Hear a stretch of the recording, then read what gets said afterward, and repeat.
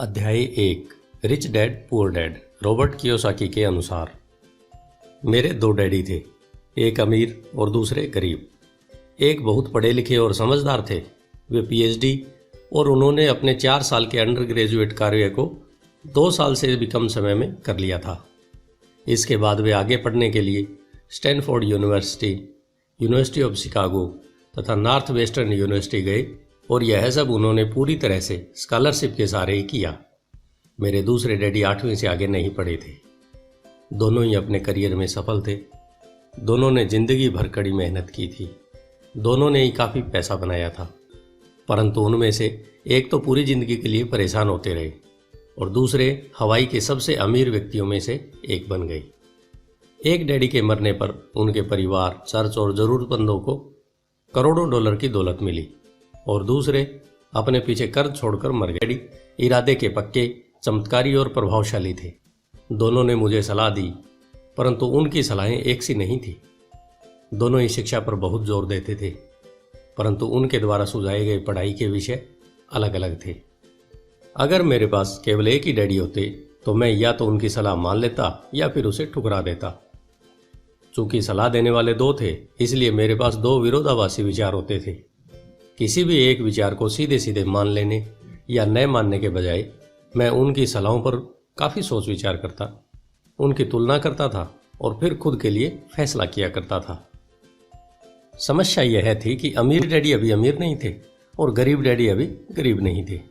दोनों ही अपने करियर शुरू कर रहे थे और दोनों ही दौलत तथा परिवार के लिए मेहनत कर रहे थे, परंतु पैसे के बारे में दोनों के विचार और नज़रिए एकदम अलग थे।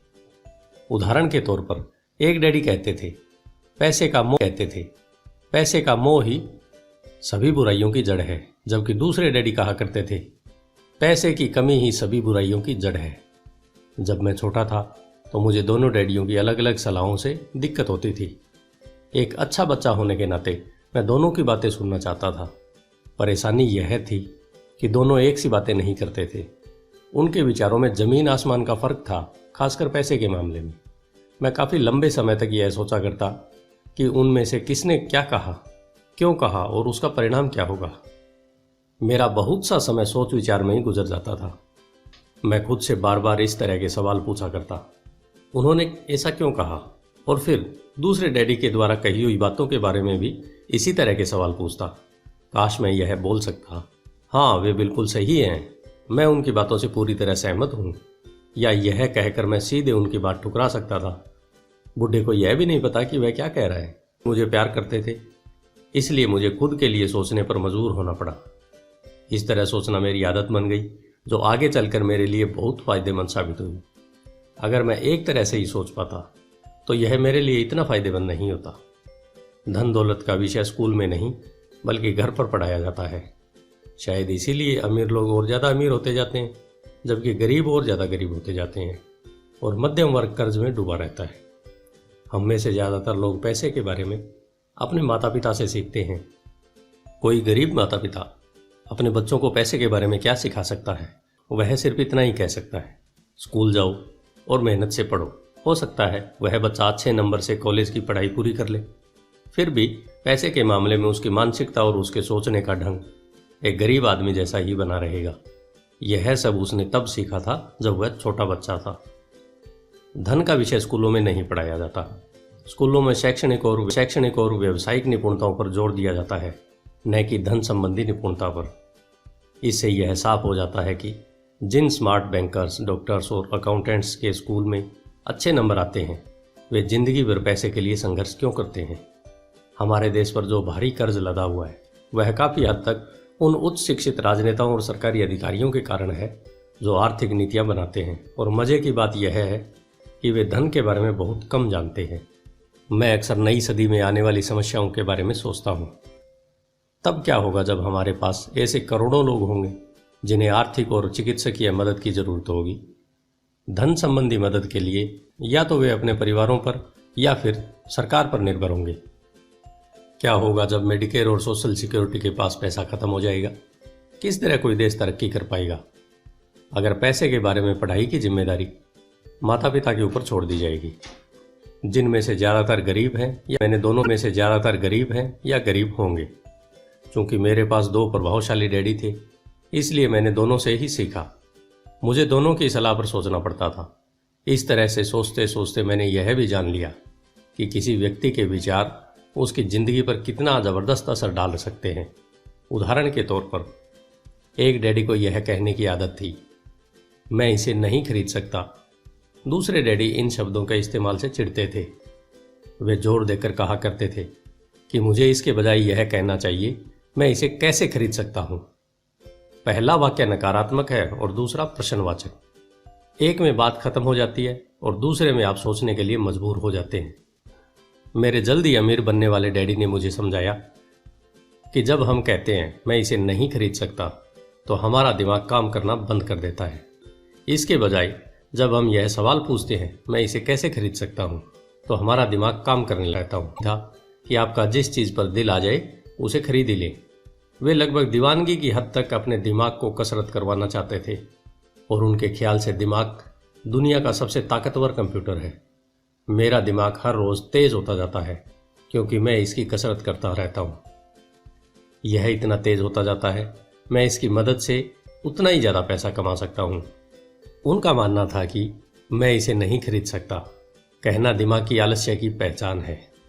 हालांकि दोनों ही डैडी अपने काम में कड़ी मेहनत करते थे, परंतु मैंने देखा कि पैसे के मामले में एक डैडी की आदत यह थी कि वे अपने दिमाग को सुला देते थे और दूसरे डैडी अपने दिमाग को लगातार कसरत करवाते रहते थे। इसका दीर्घकालीन नतीजा यह निकला कि एक डैडी आर्थिक रूप से बहुत अमीर होते चले गए, जबकि दूसरे डैडी लगातार कमज़ोर होते चले गए। इसे इस तरह से समझे कि एक व्यक्ति हर रोज़ कसरत करने के लिए जिम जाता है, जबकि दूसरा व्यक्ति अपने सोफे पर बैठकर टीवी देखता रहता है।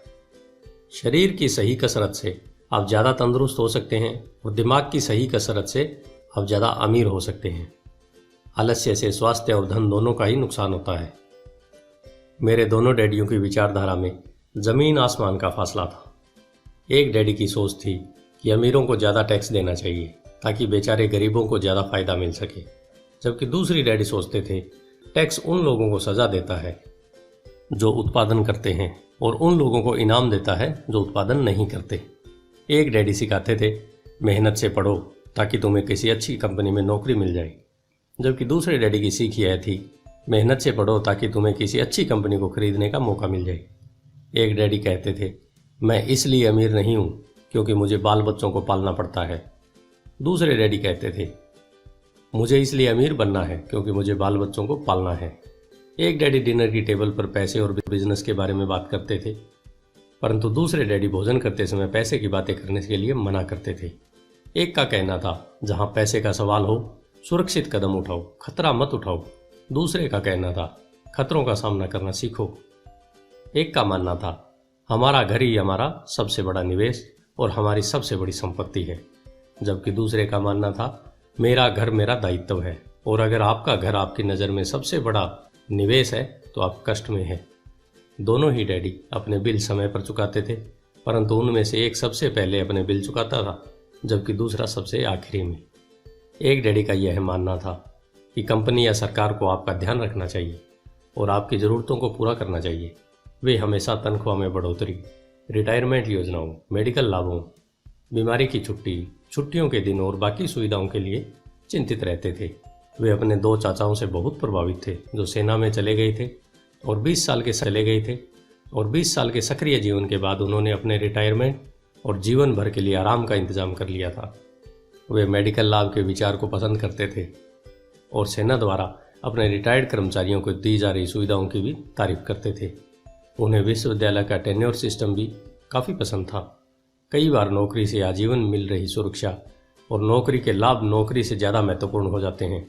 वे अक्सर यह कहते थे मैंने सरकार के लिए बहुत मेहनत से काम किया है, इसलिए बदले में मुझे ये लाभ मिलने चाहिए। दूसरे डैडी पूरी तरह से आर्थिक स्वावलंबन में विश्वास करते थे। वे सुविधाभोगी मानसिकता के विरोधी थे। वे यह मानते थे कि इस तरह की मानसिकता लोगों को कमज़ोर और आर्थिक रूप से ज़रूरतमंद बनाती है। उनका दृढ़ विश्वास था कि आदमी को आर्थिक रूप से सक्षम होना चाहिए। एक डैडी कुछ डॉलर बचाने के लिए परेशान रहते, दूसरे डैडी एक के बाद एक निवेश करते रहते। एक डैडी ने मुझे बताया कि अच्छी नौकरी रटा कैसे लिखा जाए। दूसरे ने मुझे यह सिखाया कि कैसे मजबूत व्यावसायिक और वित्तीय योजनाएं लिखी जाएं जिससे मैं नौकरियां दे सकूं।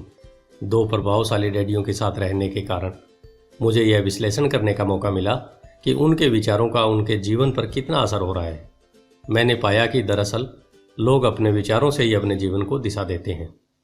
उदाहरण के तौर पर मेरे गरीब डैडी हमेशा कहा करते थे, मैं कभी अमीर नहीं बन पाऊंगा, और उनकी यह भविष्यवाणी सही साबित हुई। दूसरी तरफ मेरे अमीर डैडी हमेशा खुद को अमीर समझते थे। वे इस तरह की बातें करते थे, मैं अमीर हूँ और अमीर लोग ऐसा नहीं करते। एक बड़े आर्थिक झटके के बाद जब वे दिवालियापन के कगार पर थे, तब भी वे खुद को अमीर आदमी ही कहते थे। वे अपने समर्थन में यह कहते थे, गरीब होने और पैसा न होने में फ़र्क होता है। पैसा पास में न होना अस्थायी होता है, जबकि गरीब स्थायी होता है। मेरे गरीब डैडी यह भी कहते थे, मेरी पैसा पूर्ण नहीं है। मेरे अमीर डैडी हमेशा कहते थे, पैसों में बहुत ताकत है।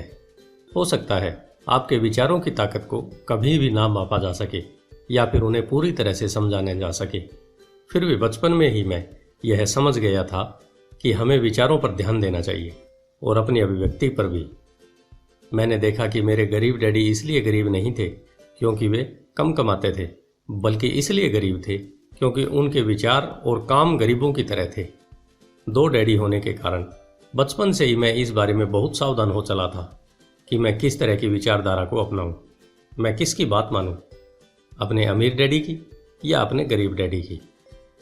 हालांकि दोनों ही शिक्षा और ज्ञान को महत्वपूर्ण मानते थे, परंतु क्या सीखा जाए, इस बारे में दोनों की राय अलग अलग थी।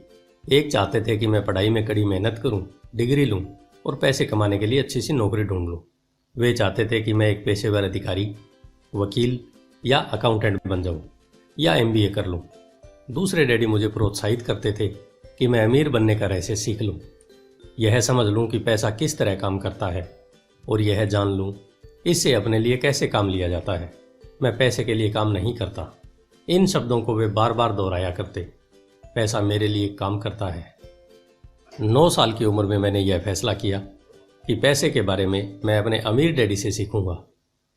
यह फैसला करने का मतलब था अपने गरीब डैडी की बातों पर ध्यान न देना।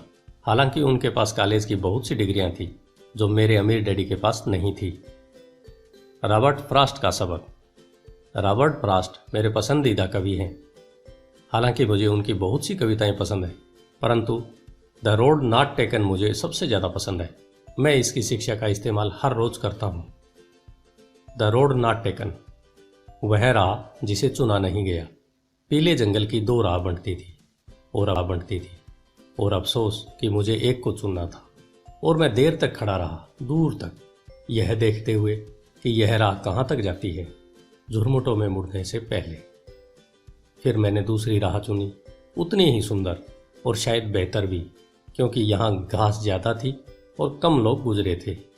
हालांकि लोगों के गुजरने से यहाँ भी उतना ही नुकसान हुआ था। और दोनों ही उस सुबह बराबर थी, पत्तियों पर काले कदम नहीं थे। और मैंने पहली को अगले दिन के लिए रखा, पर यह जानते हुए कि किस तरह रास्ते निकलते हैं, मुझे शक था कि मैं कभी लौटूंगा। मैं आह भरकर यह कहूँगा, आज से सदियों बाद शायद एक जंगल में 2 राहें बढ़ती थी। मैंने कम चली हुई राह को चुना और इसी बात से सारा फर्क पड़ा। बहुत समय गुजर चुका है, पर मैं अब भी रॉबर्ट फ्रॉस्ट की कविता पर चिंतन करता रहता हूँ। पैसे के बारे में अपने पढ़े लिखे डैडी की सलाह और नज़रिए को नए सुनने का मेरा फैसला दुखद था, परंतु यह एक ऐसा फैसला था जिसने मेरी ज़िंदगी की दिशा तय कर दी। एक बार मैंने यह फैसला कर लिया कि मुझे किसकी बात सुननी है, तो उसके बाद मेरी धन संबंधी शिक्षा शुरू हो गई। मेरे अमीर डैडी ने मुझे 30 साल से भी ज़्यादा समय तक सिखाया, तब तक जब तक कि मेरी उम्र 39 साल नहीं हो गई, और इसके बाद उन्होंने सिखाना बंद कर दिया। उन्होंने यह देख लिया था कि मैं वह सब समझ चुका हूँ जो वे मेरी मोटी बुद्धि में भरने की कोशिश कर रहे थे। पैसा एक तरह की ताकत है, परंतु इससे भी बड़ी ताकत है वित्तीय शिक्षा। पैसा तो आता और जाता रहता है, परंतु अगर आप यह जानते हैं कि पैसा किस तरह से काम करता है, तो आप ज़्यादा ताकतवर हो जाते हैं और आप दौलत कमाना चालू कर सकते हैं। केवल सकारात्मक चिंतन से ही समस्या हल नहीं हो सकती, क्योंकि ज़्यादातर लोग स्कूल में पढ़ते हैं और वहाँ वे कभी यह नहीं सीख पाते कि इस पैसा किस तरह से काम करता है, इसलिए वे पैसे के लिए काम करने में अपनी सारी ज़िंदगी बर्बाद कर देते हैं। मेरी शिक्षा जब शुरू हुई थी तब मैं केवल 9 साल का था और इसी कारण मेरे अमीर डैडी ने मुझे जो पढ़ाया वे बहुत आसान थे और सारी बातों को छोड़कर विचार किया जाए तो उन्होंने मुझे 30 साल तक कुल 6 महत्वपूर्ण पाठ पढ़ाए। यह पुस्तक उन्हीं 6 पाठों के बारे में है और इसे भी उतना ही आसान बनाने की कोशिश की गई है जितना कि मेरे अमीर डैडी ने मुझे मेरे लिए आसान बनाया था। यह पाठ आपके लिए जवाब की तरह नहीं लिखे गए हैं बल्कि मार्गदर्शक की तरह लिखे गए हैं, ऐसे मार्गदर्शक जो ज़्यादा अमीर बनने में आपकी और आपके बच्चों की मदद करेंगे, चाहे बदलती हुई इस अनिश्चित दुनिया में कुछ भी होता रहे। धन्यवाद। आइए चलते हैं अध्याय 2 की तरफ, जो है अमीर लोग पैसे के लिए काम नहीं करते। आपका दिन शुभ हो।